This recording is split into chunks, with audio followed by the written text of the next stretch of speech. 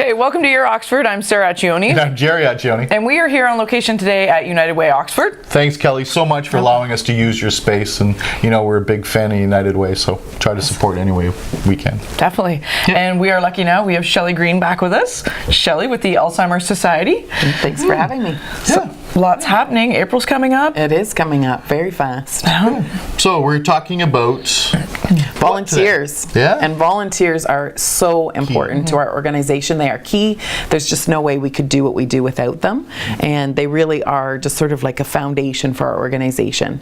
And they have just so many add so much value to what we do. They're not only visiting with our clients, they're helping us fundraise, they help us do administrative work in the office, they govern the organization. They also just bring a life to the whole organization. You know, our staff team feels so blessed and so fortunate to work with wonderful, wonderful people who choose to give their time, sometimes on a regular basis, as often as more than once a week.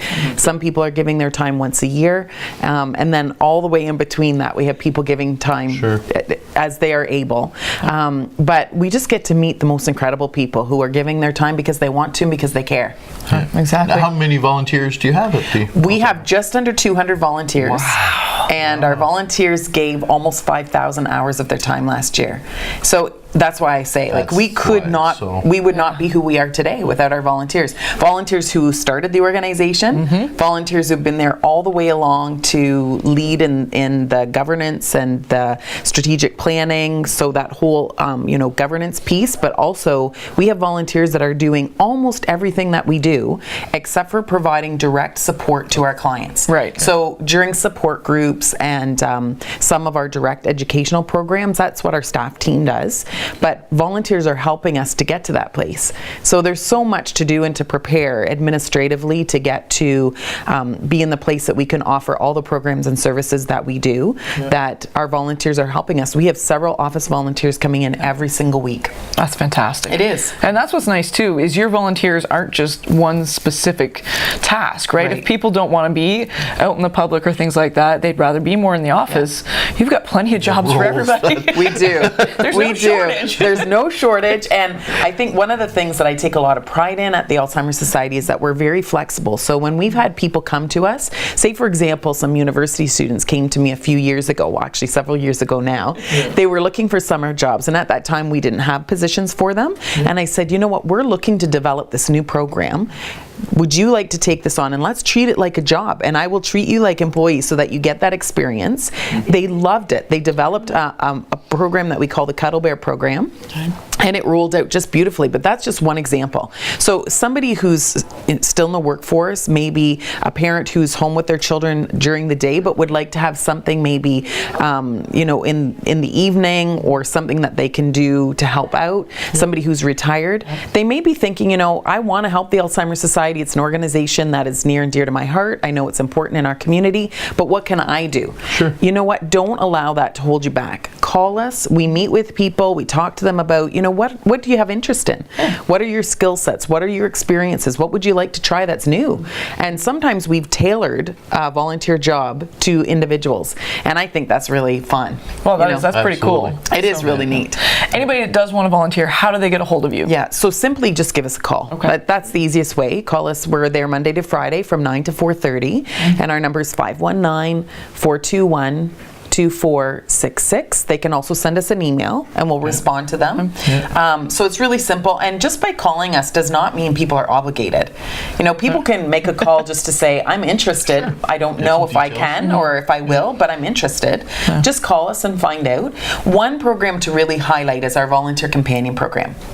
We are always looking for volunteers for that program. That's where we train volunteers. So first of all, we screen those volunteers carefully, of course, because they're going to be going into homes and visiting people with Alzheimer's and dementia. Right.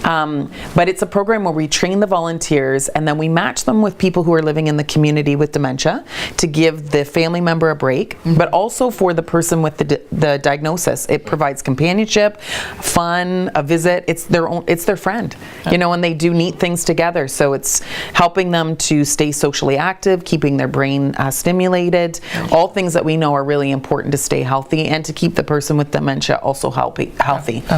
So with National Volunteer Week, what are some activities? How are you recognizing the volunteers?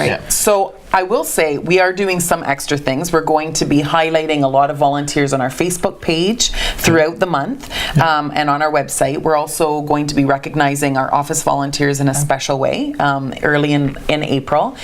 But those are the things that we're doing in addition. But I would like to say that as an organization, I am so phenomenally proud of our staff team, like in every way. But I know that our volunteers tell us, when I've done some focus groups with our volunteers, that they say repeatedly, we are so appreciative all through the year. Yes. We don't wait just till April. We tell our volunteers all through the year just how thankful we are for them, how much they add to what we do, how much they mean to what we do. When a volunteer's leaving the society, I can hear all the team saying, thank you so much for helping us today. So I know our volunteers feel recognized and appreciated, and that's important.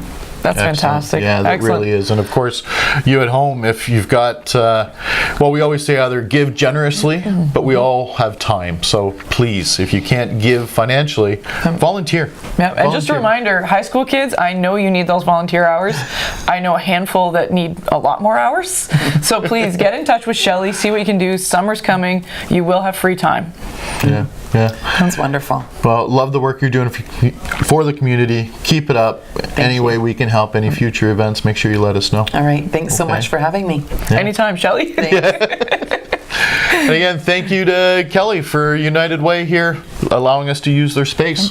Yeah, Definitely. another organization that's always looking for different volunteers and financial support. So we live in such a great community because of your generosity. So please, let's keep that going. Definitely. As always, please remember to like, comment, share, tag a friend in this episode, especially if it's someone who's just dealing with early onset dementia. If they've got a family member that they've need some resources for, please make sure you reach out. Yeah, great information there. Okay, till next time, from all of us here at Team Your Oxford, take care, everybody. Bye now.